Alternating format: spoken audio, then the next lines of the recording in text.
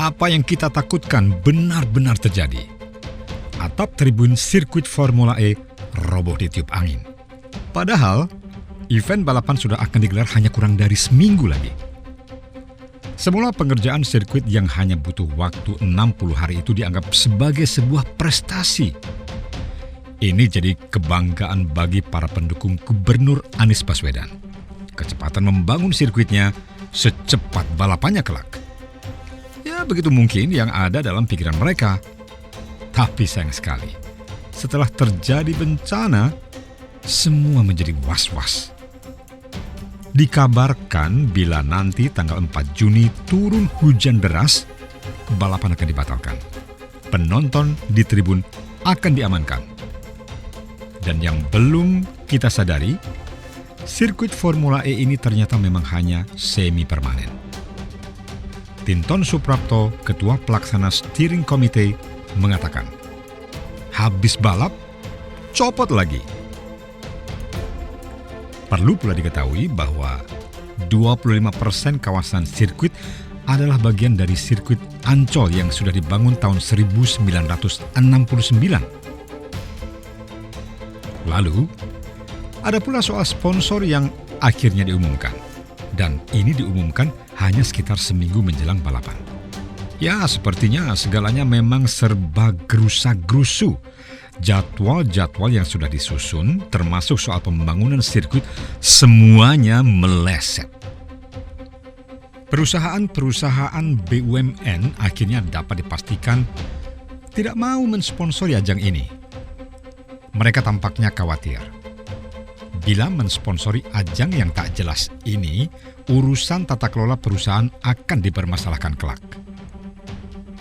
Untunglah, Sang Taipan, seorang tokoh dengan singkatan nama TV, turun tangan. Beberapa perusahaannya menjadi sponsor meskipun tak jelas berapa dana yang dikucurkan. Hotel Discovery, Bank Arta Graha Internasional, dan juga Electronic City, semuanya dikerahkan. Sungguh dermawan Pak Tommy Winata sama panitia Formula E ini. Padahal, dia sering dituding sebagai bagian dari oligarki bisnis 9 naga, semuanya warga Tionghoa yang sangat dibenci para pemuja Anies Baswedan. Dan kemudian, satu lagi, kabar buruk mengemuka.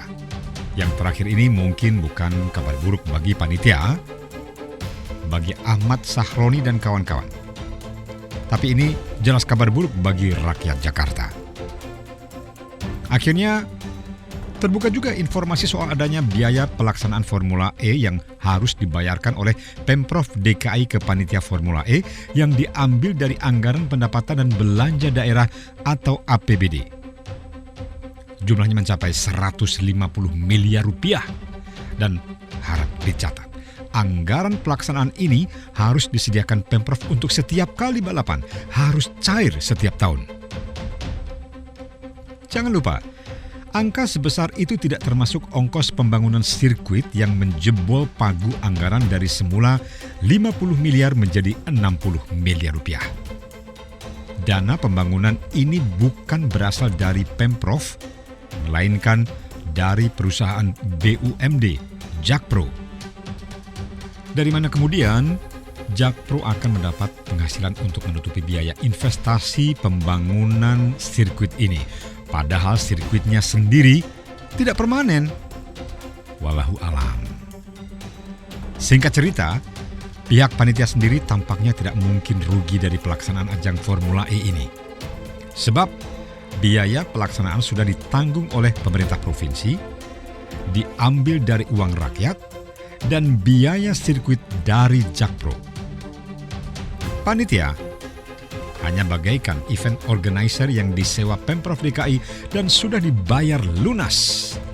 Jadi, bagi panitia, memang tidak perlu ada sponsor untuk menutupi biaya pelaksanaan Formula E ini.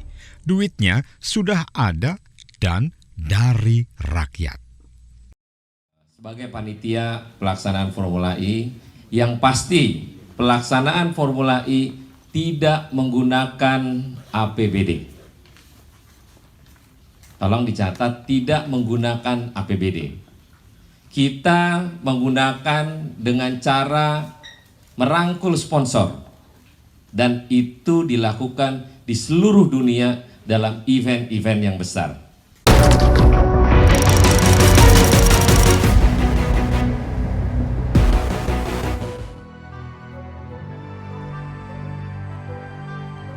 Sesungguhnya, pembangunan sirkuit Formula E ini tak serumit trek MotoGP di Mandalika. Formula E sebenarnya tipikal balapan di jalan raya. Aspalnya pun aspal jalan raya biasa. Kualitas aspal lintasan Formula E disebut Tinton tak jauh beda dengan jalan protokol Sudirman Tamrin. Nah, di sini jadi menarik dan perlu kita hitung kalau ternyata biaya pengaspalan per meter jalan Sudirman Tamrin ternyata berlipat kali lebih murah dibanding pembangunan sirkuit Formula E ini, itu artinya Anies lagi-lagi kelebihan bayar. Doyan amat ya. Dibandingkan sirkuit Formula E yang kontroversial ini, sirkuit Mandalika memang merupakan proyek yang dimulai dengan perencanaan matang. Semua aspek diperhitungkan, mulai dari peningkatan kemakmuran warga sekitar hingga terbentuknya ikon baru pariwisata. Mandalika dibangun secara permanen. Sebaliknya, Formula E adalah balapan yang direncanakan hanya berlangsung 5 tahun. Awalnya direncanakan di Monas dan dipaksakan masuk APBD perubahan dengan menabrak aturan. Rencana penyelenggaraan di Monas dibatalkan karena Monas ternyata wilayah cagar budaya. Anies pun dengan terburu-buru memindahkannya ke Ancol menggunakan lahan rawa-rawa bekas tempat pembangunan lumpur hasil pengerukan sungai dan waduk. Kontur tanahnya lembek dan tidak rata. Sekretaris Komisi B DPRD DKI Jakarta dari fraksi PDIP Pandapotan Sinaga sempat mempersoalkan pengerjaan sirkuit yang hanya 2 bulan. Ya, sebagai orang di bidang konstruksi, dia semakin tidak yakin sirkuit ini akan jadi. Karena perlu pengerasan di bagian rawa yang jadi tempat buangan lumpur, sehingga bahkan sulit untuk jadi dalam waktu 3 bulan. Perencanaan abal-abal serta pengerjaan terburu-buru akhirnya membuat pembengkakan biaya 10 miliar, sehingga total menjadi 60 miliar dari anggaran awal 50 miliar rupiah. Ya, disinilah masalah kemudian timbul. Ada aturan yang lagi-lagi dilanggar. Penyelenggaraan Formula E sekali lagi menghamburkan APBD Pemprov DKI. Pemprov DKI menugaskan PT Jakarta Propertindo atau Jakpro selaku pihak yang bertanggung jawab untuk penyelenggaraan Formula E Jakarta. Jakpro pula yang dituding anggota DPRD DKI Jakarta, Gembong Warsono, telah membuat kontrak abal-abal karena nilai kontrak dengan mudah diubah. Seharusnya jika ada perubahan nilai kontrak, tender harus diulang.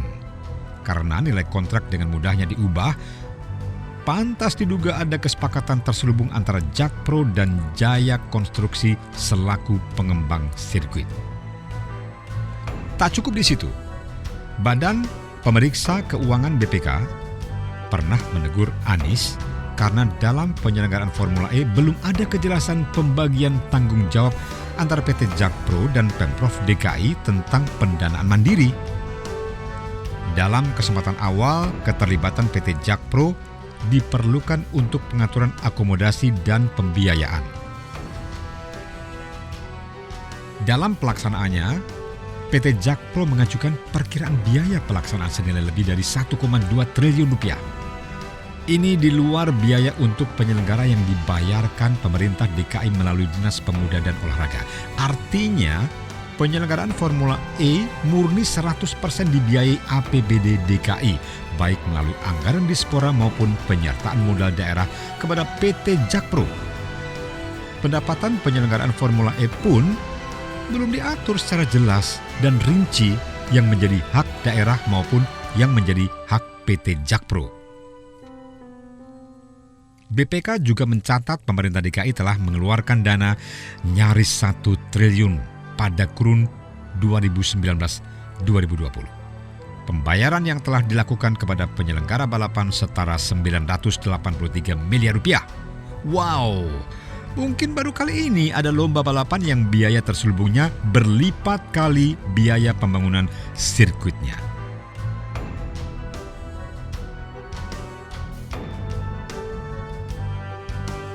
Anies Baswedan pun makin dakdikduk karena ternyata KPK tak kunjung berhenti terus menelusuri kasus Formula E Jakarta.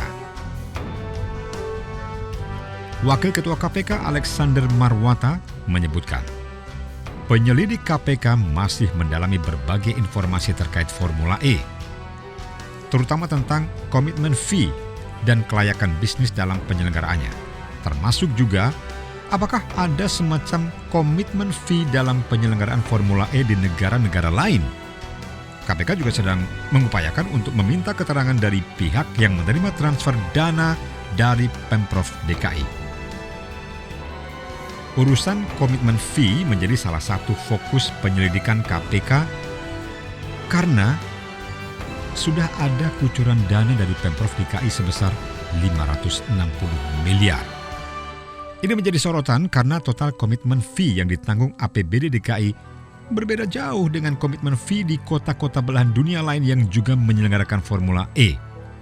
Bahkan, penyelenggaraan Formula E di New York, Amerika Serikat, tidak dikenai komitmen fee. Ya, mungkin karena Anies selalu gemar lebih bayar. Ini berbeda dengan dua ajang balap mobil seperti Formula E dan Formula One atau Formula 1. Ajang balap motor seperti MotoGP justru punya komitmen fee paling murah. Dikutip dari sportbusiness.com, jumlah komitmen fee untuk seri MotoGP Indonesia di Mandalika, Lombok diketahui setara 133 miliar rupiah per musim. Komitmen fee Formula E jauh di atasnya, yaitu 560 miliar rupiah per 3 tahun atau sekitar 187 miliar rupiah. Masalah lain yang diusik KPK adalah tentang masa jabatan Anies. Diketahui, Anies Baswedan dilantik sebagai Gubernur DKI Jakarta pada 16 Oktober 2017. Sesuai aturan masa jabatan 5 tahun, Anies akan purna tugas pada 16 Oktober 2022. Ini menjadi masalah karena Pemprov DKI melakukan pencairan komitmen fee Formula E untuk 3 tahun. Pembayaran komitmen fee yang sudah dilakukan saat ini adalah sebesar 560 miliar rupiah digunakan penyelenggaraan selama 3 tahun ke depan, yaitu 2022, 2023, dan 2024. Lah, ini kan melampaui periode masa jabatan Anies. Ada ketentuan bahwa seorang pejabat itu tidak boleh mengikat suatu kontrak menggunakan anggaran yang melewati masa jabatan. Sehingga seharusnya pembayaran kontrak untuk periode 2023 dan 2024 bukan menjadi kewenangan Anies lagi. Pembayaran biaya komitmen sebesar 560 miliar itu juga sempat membuat DPRD DKI melakukan interpelasi Formula E. Prasetyo Edi Marsudi, Ketua DPRD DKI, sempat beberapa kali dimintai keterangan oleh KPK. DPRD pun kerap menyoroti transparansi anggaran Formula E, termasuk mengkritisi target kursi penonton yang kerap berubah-ubah. Anggara Wicitra Sastro Amijoyo, Wakil Ketua Komisi DPRD DKI Jakarta dari fraksi PSI, belak-belakan mengkritik tender perlintasan Formula E yang dinilai tidak transparan dan patut diduga ada rekayasa-rekayasa lainnya. Menurut Anggara, tanggal 5 Januari 2022, Jakpro mengumumkan lelang. Lalu beberapa saat kemudian dinyatakan gagal tanpa alasan. Setelah itu tiba-tiba sudah ada pemenangnya. Bisa diduga ada upaya sistematis meloloskan Formula E yang sudah banyak masalah dari awalnya. Bicara tentang Formula E dan Anies Baswedan, cuma ada satu kesimpulan: ruwet dan penuh tipu-tipu. Mau Indonesia dipimpin orang ruwet dan penuh tipu-tipu? Saya mah ogah. Begitu kami terpilih menjadi gubernur, maka salah satu yang kita kerjakan adalah mereview semua rencana penggusuran. Mana rencana yang memang kebutuhan untuk kepentingan publik, mana yang bukan untuk kepentingan publik. Dan semua rencana itu harus kalau dilaksanakan sesuai dengan prinsip-prinsip keadilan, tidak merugikan warga dan justru malah memberikan keuntungan bagi semua.